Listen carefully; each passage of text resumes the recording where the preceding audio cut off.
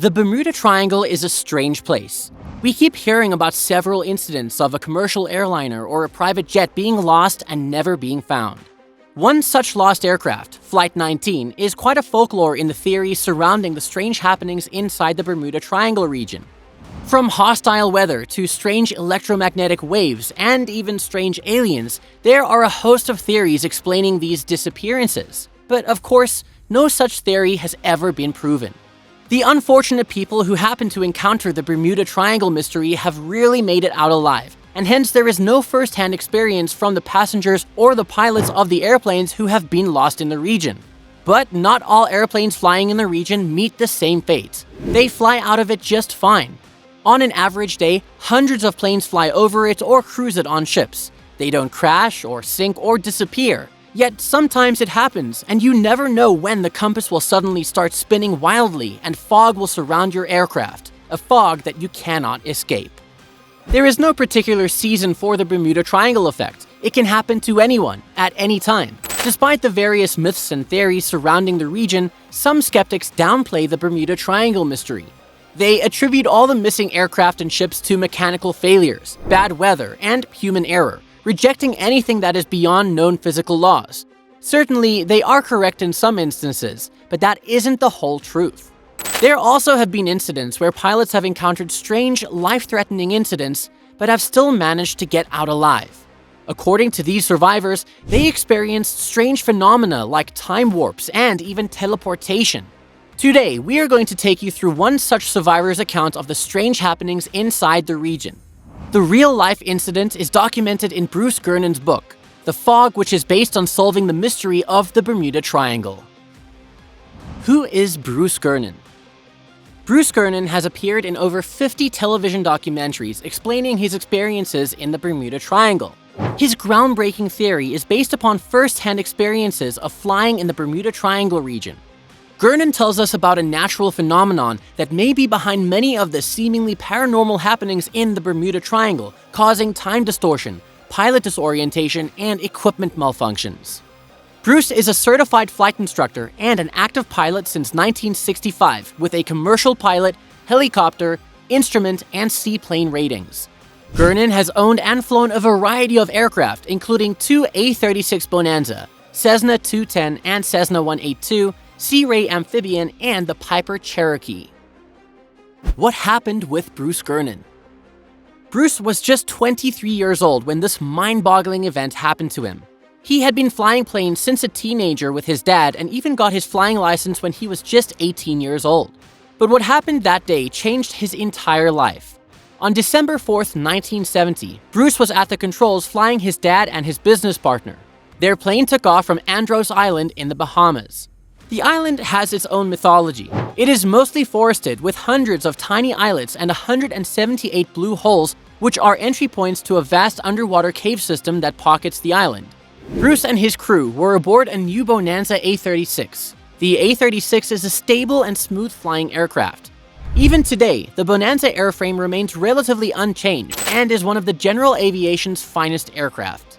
Bruce and his father, along with his business partner, scouted the island to find a potential place for a resort they intended to build and then headed back to the aircraft. But since it was raining, they had to reschedule their flights and wait till the weather was better. The crew took off aboard the Bonanza A-36 at around 3 p.m. from Andros Town Airport. Because further weather conditions were unavailable, Bruce decided to get airborne and then call Miami Flight Services for atmospheric conditions. After flying for a few minutes off the Florida coast, the aircraft reached a height of 1,000 feet. Bruce noticed a cloud ceiling at around 1,500 feet and hence couldn't go any higher. They were cruising at around 180 miles per hour at the same height when the drizzle ended and the sky was clear. By then, they had reached the northwest end of Andros Island and were flying over the ocean shallows of the Great Bahama Bank. The start of trouble. It was then that he started encountering a strange phenomenon that later came to be known as the Bermuda Triangle mystery. In his book, he details an experience he said he had while flying off the Florida coast in 1970 when he claims he flew into an electronic fog and time traveled. According to Bruce, he noticed an opening in a massive cloud. At the top of the cloud on either side, the arms extended outwards above the opening. It looked like the arms would soon connect, creating a bridge and forming a tunnel. The two anvil heads connect to form a tunnel which is about a mile wide and at least 10 to 15 miles long. As their aircraft approached the tunnel, they realized that its diameter was shrinking. By the time they were just 3 miles away from it, its opening was only about 1,000 feet wide. Bruce knew from his flight instruction class that sometimes at high altitudes, usually above 5,000 feet, long horizontal tunnels formed in storm clouds. His instructor called them sucker holes and had strictly warned him to not fly through them. Some pilots had tried the feat but were never seen again. But Bruce had no other choice but to go through it as he was surrounded by a massive storm cloud from all sides. His only option was to exit the cloud through the only visible opening, the tunnel. When Bruce's aircraft reached the tunnel, its aperture was only about 300 feet wide and still shrinking. What was inside the tunnel? As soon as they entered the tunnel, they were startled by strange embedded lines on the inside of its walls, which looked like puffs of gray clouds. These lines swirled the plane around in an anti-clockwise motion. The tunnel was still shrinking, and the tips of the plane's wings scraped the edges of the clouds. That is when Bruce and his crew started feeling complete weightlessness, like in zero gravity. After about 10 seconds, the weightlessness vanished, and they decided to check their position in the sky. Bruce's dad was also a trained pilot, and because he was feeling disoriented, he asked his father to find their exact location. Bruce says that his dad fiddled with the instruments much longer than usual and then realized something was not right. Almost all of the instruments were malfunctioning. The wet compass was spinning slowly, counterclockwise all by itself. The electronic navigational instruments were all malfunctioning. Even the air traffic control couldn't locate the aircraft on radar. It was truly terrifying for Bruce and his father because it had never happened in their flying careers. But then, something even stranger happened. Exiting the tunnel. As Bruce and his father were trying to exit the tunnel, they suddenly saw everything appear a dull grayish white instead of the clear blue sky. Visibility appeared to be more than 2 miles, but there was absolutely nothing to see. No ocean, no sky, no horizon, only a gray haze. The haze was much darker than normal. Bruce describes this as a kind of fog, but not like the regular fog where the visibility is never much more than a few hundred feet. In fact, in this fog, they were able to see much farther, only there wasn't anything to see. Bruce and his dad, along with his business partner, started to panic. They slowed down the plane to a maneuvering speed of 180 miles per hour because they didn't know what would happen next.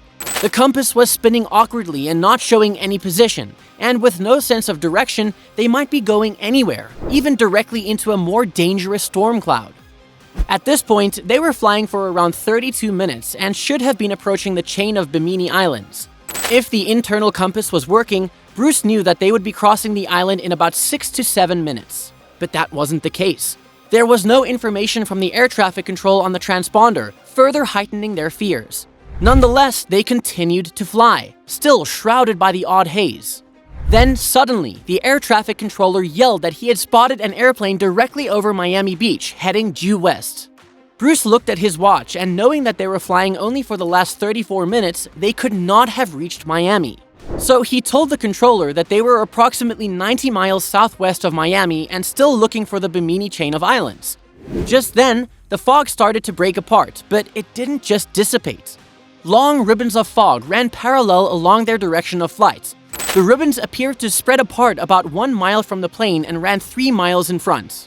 The slits gradually grew wider, and then within several seconds, the ribbons of fog disappeared. Bruce says it was electronic dissipation. There was a bright blue sky in view once again, and Bruce noticed familiar lands when he saw the Miami Beach directly below the plane. But how did they get there? It wasn't possible to cover that distance in such a short time. Bruce claims that while navigating through the tunnel, he traveled 30 minutes through time. Gurn said what pulled him into the fog was the same force that swallowed others into the Bermuda Triangle's black hole, and he thinks he was just lucky to get out. Electronic fog. Now, this theory, which Gurn calls electronic fog, is responsible for the mysterious disappearances of aircraft in the Bermuda Triangle region. Electronic fog is something like a grayish cloud of electromagnetic fields that get formed above the ocean. Such electronic fog seems to appear from almost nowhere and suddenly engulfs an aircraft or a ship. The fog is then believed to keep moving along with the ship or the plane, and soon enough, all the electronic equipment inside the aircraft or the ship starts to malfunction. Nothing works correctly, and spatial and time disorientation begins to emerge. As a result, the ship or the aircraft might disintegrate or disappear without a trace. So far, all such incidents of electronic fog have been described as supernatural phenomena, and there isn't any valid proof of it. But even while this theory is not proven as of yet, Gurnan's detailed experiences are astonishing. His claim of time travel through the tunnel is shocking and unprecedented. Whatever the truth behind it might be, one thing is clear. Bruce Gurn, along with his father and his business partner, was only a lucky few to have survived the electronic malfunction while flying in the infamous region. They are the only ones to have witnessed the electronic fog from birth through the mature stage and to enter the heart of the time storm, escaping through a tunnel vortex and resulting in a time warp of 30 minutes forward in time and 100 miles forward in space. His story is as thrilling as it can get. Gurn believes that a rare natural phenomenon might be behind many of the seemingly paranormal happenings in the Triangle, causing time distortions, pilot disorientation, and equipment malfunctions. Gurnan's exciting new theory of the Bermuda Triangle is based upon his first-hand experiences, reports of other survivors, and scientific research. To know more about electronic fog, post your questions in the comment section below. Also, tell us if you believe in Bruce's survivor account. If you liked the video, press the like button and tap share to share it with your friends. And don't forget to subscribe to our channel for more interesting videos.